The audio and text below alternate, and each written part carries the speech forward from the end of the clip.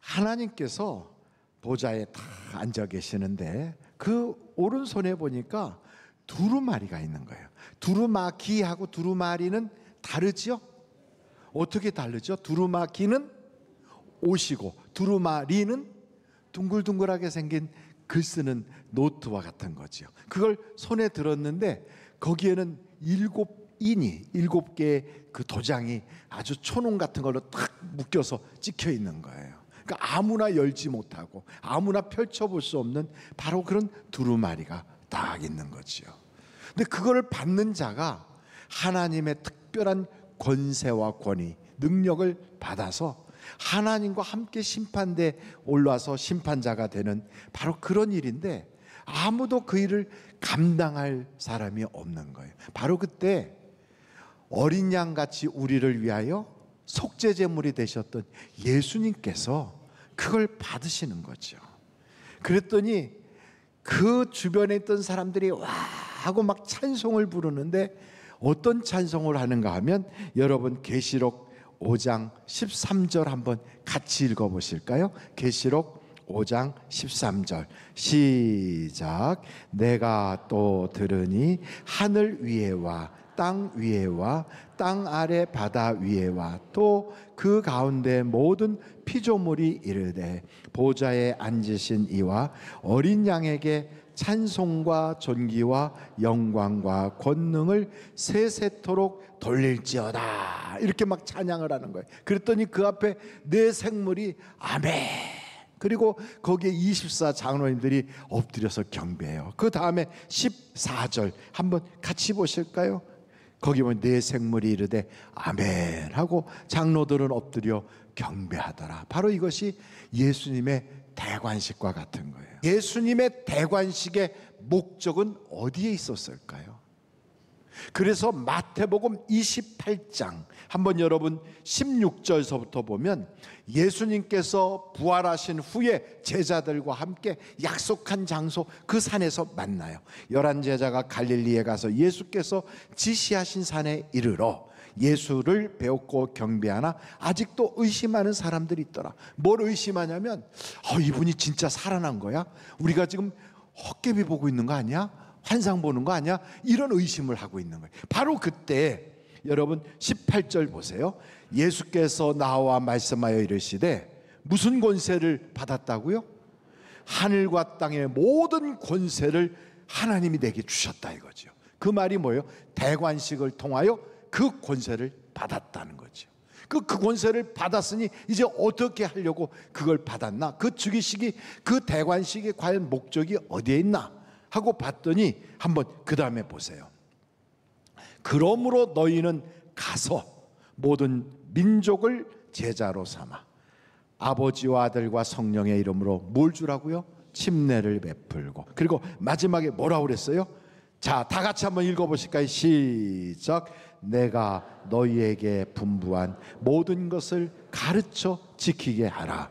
볼지어다 내가 세상 끝날까지 너희와 항상 어떻게 한다? 함께 있으리라 하시니라.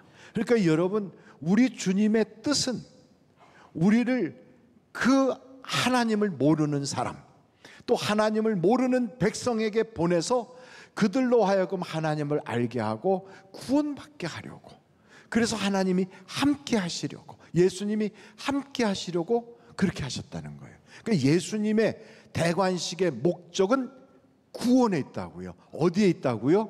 구원에 있는 거예요. 우리 주님의 마음속에는 한 사람도 지옥 가는 사람이 없기를 간절히 원하는 거예요. 천국이 무슨 요만해가지고 몇 사람 못 들어가는 그런 좁은 데가 아니에요.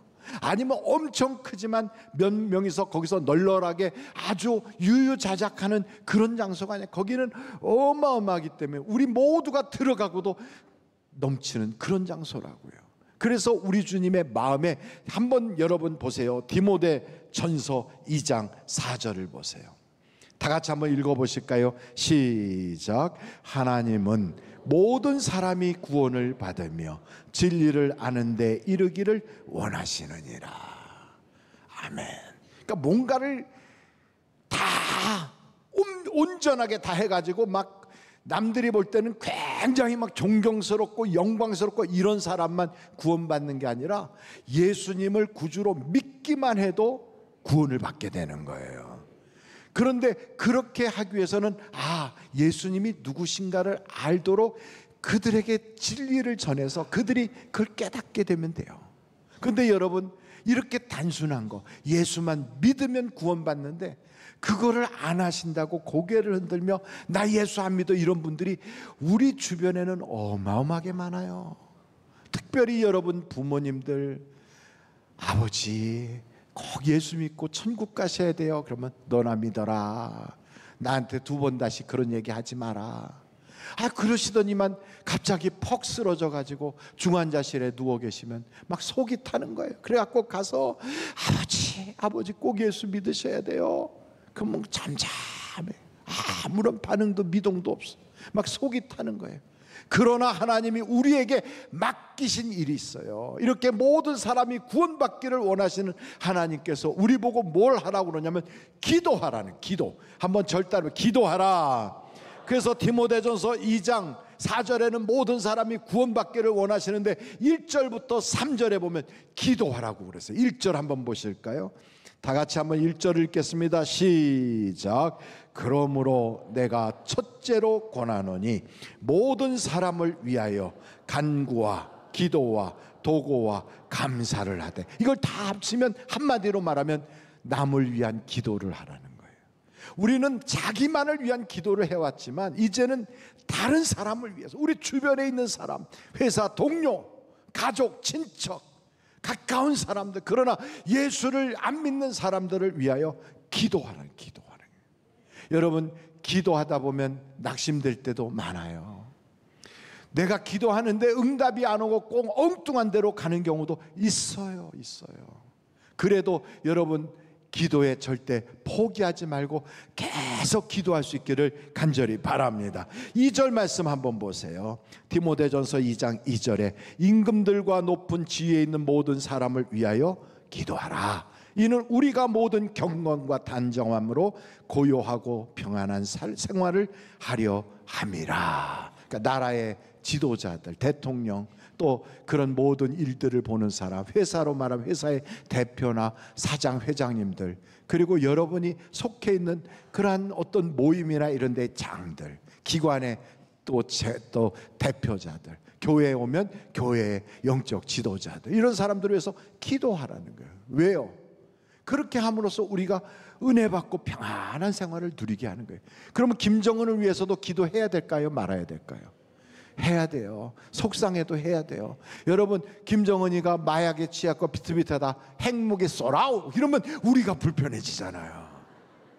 그러니까 하나님, 제가 약간 머리도 깎고 제정신이 아니지만 꼭 그런 짓은 하지 않게 해주시고, 가능하면 그도 회개하고 하나님 믿게 해주세요. 이런 기도를 우리가 드려야 되지 않겠어요? 목사를 위해서도 기도해야 돼요? 말아야 돼요? 해야 돼요. 왜요? 목사가 제정신 차리고 목회 잘하게 하셔서 우리가 은혜 받게 하여 주시옵소서, 이런 기도를 해야 되는 거예요. 근데 이런 모든 남을 위한 기도가 성경에 보니까 이게 선을 행하는 거래요. 여러분, 한번 디모데전서 2장 3절을 같이 보실까요? 다 같이 한번 읽겠습니다. 시작. 이것이 우리 구주 하나님 앞에 선하고 받으실 만한 것이니. 그렇습니다. 하나님은 우리를 이 땅에 보내실 때 2가지를 하라고 보내셔요. 첫째, 예배자가 되라. 뭐가 되라고요? 예배자가. 2번째, 선을 행하라. 그러므로 여러분, 이렇게 기도하는 것, 다른 사람을 위해서, 가족들을 위해서도 기도하는 것, 이거요, 선을 행하는 거예요. 사실은요, 가족 구원이 더 어려울 때가 많아요. 다윗과 같은 사람은 엄청나게 하나님이 사랑하는 사람이지만 자녀들 제대로 구원시킨 사람이 별로 없어요. 솔로몬도 하나님의 성전을 짓고 대단하다고 하지만 나중에 곁길로 빠졌어요. 그리고 압살롬이라든지 무슨 암놈이라든지 이름도 이상하게 져가지고 다 맞아 죽었어요. 아도니아라든지, 그러니까 이름을 그렇게 지면 안 되거든. 이름을 이왕 치려면 오영택 이렇게 졌든지 뭐 그래야 되는데, 그렇게 막 압살롬, 압살 맞아 죽고, 뭐 암놈 걔는 이상하게 죽고, 아도니아 했더니 영 돌아가지고 죽고 그랬잖아요 다. 근데 여러분 보세요, 자녀 쉽지 않아요. 내 뱃속에 있을 때는 내가 가는 대로 가지만 철든 다음에 우리 주님께로 끌려면 잘 안 와요. 차라리 염소를 데리고 오는 게 더 빨라. 자녀들이 그렇게 말을 안 들어요. 그렇다고 기도를 포기하느냐? 아니요, 기도하라는 거예요. 여러분, 선을 행하다 낙심하지 말라. 성경은 우리에게 말씀하고 있어요. 여러분 같이 한번 읽겠어요? 데살로니가 후서 3장 13절이에요. 같이 한번 읽겠습니다. 시작. 형제들아, 너희는 선을 행하다가 낙심하지 말라. 그래요. 이렇게 열심으로 기도하다 보면 하나님께서 그를 붙잡고 있는 어둠의 영, 악한 마귀 사탄의 권세를 팍 끊어버리고 마침내는 하나님의 자녀로 되돌려 놓는 역사가 일어난단 말이지요. 그래서 여러분, 가까운 사람들을 위한 기도 포기하지 말고 끝까지 할 수 있기를 간절히 바랍니다. 왜 우리를 이렇게 구원시키느냐? 이유가 있어요. 하나님이 우리와 함께 하시려고 그래요. 함께 하시려고. 한번 여러분 성경 말씀 데살로니가 전서 5장 10절 말씀을 보도록 하겠습니다. 데살로니가 전서 5장 10절 우리 한번 같이 읽어보실까요? 시작. 예수께서 우리를 위하여 죽으사 우리로 하여금 깨어있든지 자든지 자기와 어떻게 하려고 함께 살게 하려 하셨느니라. 그래서 여러분 세상 끝날까지 함께 하겠다는 거예요. 함께 하겠다. 그리고 우리 주님은요, 왜 우리를 구원하느냐? 하나님이 함께 하시려고. 그 여러분, 우리가 구원받고 나면 우리가 이 세상 살아도요 혼자 사는 게 아니에요. 내 안에 그리스도가 사는 거예요. 나는 그래서 주님과 함께 하는 거예요. 아유, 목사님, 나는 남편이 일찍 세상 떠나서 그때부터 혼자서 애들 키우며 지금까지 너무너무 힘들게 고생하며 외롭게 살았어요. 그러나 여러분, 눈에는 보이지 않았어도 주님이 함께 하셨어요. 식사하실 때도 혼자 사시는 게 아니고 애들 다 떠나고 혼자 우두커니 앉아있는 것 같아도 잠자리에 들어갈 때도 우리 주님 손 꼭 붙잡고 같이 들어가서 같이 주무시고 같이 깨는 거예요. 여러분, 한번 갈라디아서 2장에요 20절 보면 이렇게 말씀하고 있어요. 내가 그리스도와 함께 십자가에 못 박혔으니 그런즉 이제는 내가 사는 것이 아니요 오직 내 안에 그리스도께서 사시는 것이라. 우리 안에 누가 있다고요? 그리스도가. 이제 내가 육체 가운데 사는 것은 나를 사랑하사 나를 위하여 자기 자신을 버리신 하나님의 아들을 믿는 믿음 안에서 사는 것이다. 그래서 여러분, 이제부터는, 지금까지는 내 마음대로 살아왔지만 이제부터는 주님과 함께 살게 하려고 그렇게 하시는 거예요. 그래서 여러분, 한번 베드로전서 4장 2절 말씀을 같이 읽어보실까요? 베드로전서 4장 2절 시작. 그 후로는 다시 사람의 정욕을 따르지 않고 하나님의 뜻을 따라 육체의 남은 때를 살게 하려 함이라. 그렇습니다. 이제까지는 내 마음대로 살았어요. 내 뜻과 내 욕심대로 내 마음이 원하는 대로 살았다면 이제부터는 우리 주님과 함께 주님의 뜻을 이루며 살아가기를 우리 주님이 원하시는 거거든요. 여러분, 한 구절만 더 보도록 하는데 로마서 6장 8절을 보면 우리가 주님과 함께 죽고 함께 산다는 말씀이 있어요. 같이 한번 읽어보겠습니다. 시작. 만일 우리가 그리스도와 함께 죽었으면 또한 그와 함께 살 줄을 믿노니. 그렇습니다. 이제 우리가 예수를 딱 믿고 주님이 내 안에 오시면요, 그 주님이 나와 함께 저 천국까지 나를 이끌고 가시는 거예요. 우리 교회에서 지금 컵라면 맛있게 하고 있거든요. 출출하시죠? 예, 저기 부추전도 있고 감자채전도 있고 그래요. 근데 저는 조금 아쉬운 건 김치 좀 넣고 거기다가 오징어 좀 넣어가지고 그거 이렇게 해서 딱 전 만들면 그게 삼삼할 텐데. 근데 라면은 여러분 라면 좋아하세요? 좋아하지 마세요. 라면 많이 드시면 저같이 돼요. 근데 라면 중에서 어떤 라면이 제일 맛있어요? 아까 저 고넬료 예배 때 보니까 신라면이라고 그러더라고요. 어떤 데는 진라면, 어떤 분은 참깨라면, 어떤 분은 너구리, 뭐 별게 다 나오더라고요. 근데 여러분은 어떤 라면이 맛있어요?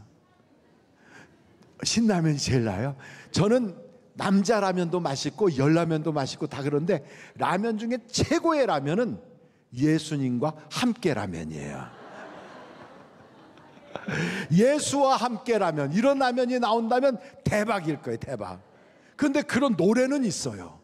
주와 함께라면 병들어도 나는 좋아. 참된 강건함이 내 마음에 가득하니까 때로는 날 넘어뜨리려 거친 파도 휘몰아쳐와도 나는 결코 놓을 수 없어. 따사로운 주의 손길을. 내 마음 아시는 주 항상 함께 계셔 약한 내 영혼에 위로와 능력 주시네.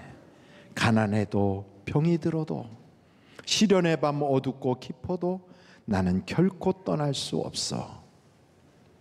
아름다운 주의 나라를 주님과 함께라면 여러분, 우리의 인생이 힘든 것 같아도 주님과 같이 넘어갈 수 있어요. 그래서 주님이 내가 너와 함께 할게, 그렇게 말씀하신 거예요. 우리를 구원하시는 목적이 어디에 있는가? 함께 하시는, 함께. 그래서 여러분, 주님께서는 우리를, 먼저 믿은 우리를 보내셔요. 가서 그들을 제자 삼아 하나님의 그 뜻대로 구원받게 하라는 거예요. 어떤 사람은 어느 나라, 아프리카 혹은 저 중남미, 동남아시아나 중앙아시아 지역 혹은 힌두권이나 무슬림권 같은 데로 보내시는 경우도 있어요. 또 어떤 경우에는 농아들이라든지 장애우들에게 보내고 약한 분들, 노인분들이나 아니면 어린아이들에게 보내는 경우도 있어요. 특별한 직업군으로, 전문직으로 그런 데로 보내는 경우도 있어요. 그렇지만 어떤 경우에는 가족에게 보낼 때도 있어요. 한 사람, 그 병든 그 사람을 간병하면서 쭉 끌고 가면서 하나님은 나에게 그분을 맡기셨어요. 그래서 내가 그를 때를 얻든지 못 얻든지 복음을 전파하는 거예요. 우리 주님이 그러잖아요. 안 들을 거야. 기가 꽉 막혀서 도저히 그 귓구멍 속으로 내가 하는 말이 들어가지도 않을 거야. 그러나 포기하지 말고 기도하라. 그래도 미워하지 마라. 우리에게 주신 말씀에 절대 미워하지 마라. 여러분, 아무리 천사의 말을 하고 아무리 우리가 내 모든 것으로 그렇게 해도 속으로 곱같고 믿고 얄밉고 속상하고 그런 마음으로 하는 건 유익이 없어요. 그래서 여러분, 성경 고린도전서 13장 1절로 3절에 보면 이런 말씀이 있어요. 내가 사람의 방언과 천사의 말을 할지라도 사랑이 없으면 소리나는 구리와 울리는 꽹과리가 되고, 내가 예언하는 능력이 있어 모든 비밀과 모든 지식을 알고 또 산을 옮길 만한 모든 믿음이 있을지라도 사랑이 없으면 내가 아무것도 아니요. 내가 내게 있는 모든 것으로 구제하고 또 내 몸을 불사르게 내줄지라도 뭐가 없으면, 사랑이 없으면 내게 뭐가 없다고요? 아무 유익이 없다. 그래서 우리 주님은 우리에게 말씀하는 거예요. 대관식 하나님의 권세와 그 권위를 딱 받으신 주님께서 우리에게 말씀하시기, 하늘과 땅의 모든 권세를 가지고 내가 너에게 말한다. 예루살렘과 온 유다와 사마리아 땅 끝까지 내 증인이 되어다오. 내 종이 되어다오. 나를 증거하는 간증자가 되어다오. 그러면서 내가 함께 할게. 나는 그 어떤 사람도 절대로 지옥 가길 원하지 않아. 그러면서 우리에게 사랑을 가지고 그들을 위하여 기도하라는 거예요. 여러분, 우리가 남을 위하여 기도하는 거요, 그거 안 하는 사람들은 언젠가는 예수님 앞에 한 번은 자기가 입을 열어서 직접 고해야 될 때가 와요. 한번 성경을 보실 텐데 같이 한번 보세요. 빌립보서 2장 10절로 11절에 이런 말씀이 있어요. 하늘에 있는 자들과 땅에 있는 자들과 땅 아래에 있는 자들로 모든 무릎을 예수의 이름에 꿇게 하시고 모든 입으로 예수 그리스도를 주라 시인하여 하나님 아버지께 영광을 돌리게 하셨느니라. 여기서 주하고 부르는 건 주님하고 부르는 거예요. 언제 그렇게 주님 그럴까요? 기도할 때 주여, 주님, 예수야 이렇게 부르거든요.